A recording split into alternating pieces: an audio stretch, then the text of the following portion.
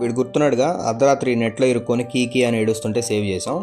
వీడు వెళ్ళిపోయి ఇంకొకటికి చెప్పాడు, అరే ఎల్లా నెట్లో ఇరుక్కొని నీరసం వచ్చినట్టు పడిపో, ఒకడు వస్తాడు, వాడు రాగానే ఏడవటం స్టార్ట్ చేయి, నువ్వు ఇంకా నెక్స్ట్ డే ఫేమస్ అయిపోతావు అని. ఈ కులనాయాలు ఎట్లున్నారో చూద్దామని వెళ్తే ఇంకొకడు వచ్చి ఏడుస్తున్నాడు.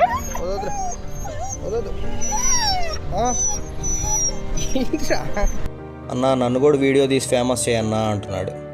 వీళ్ళు కిందే ఉంటే ఇరుక్కుంటున్నారని వీళ్ళ ప్లేస్ పైకి షిఫ్ట్ చేసాం. వీడేమో ఇలా నెట్ చుట్టే తిరుగుతున్నాడు.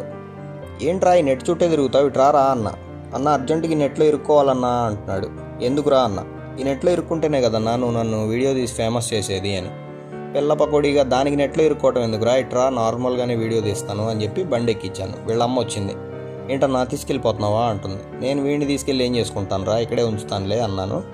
ఇంక వీడియో తీస్తుంటే మురిసిపోతున్నాడు. వాళ్ళ అమ్మకి చెప్పాను, ఎందుకురా వీడిని కింద వదిలిపెడుతున్నావు, జాగ్రత్త చూసుకో అంటే, అన్న వీడు అసలు మాట అయినట్లేదన్నా, కిందకి దిగి ఎటో వెళ్ళిపోతున్నాడు అని. సరే నేను అప్పుడెప్పుడు వస్తుంటానులే, వాడిని జాగ్రత్త చూసుకో అని చెప్పాను. సరే అన్న బాయ్ అన్న అంటుంది.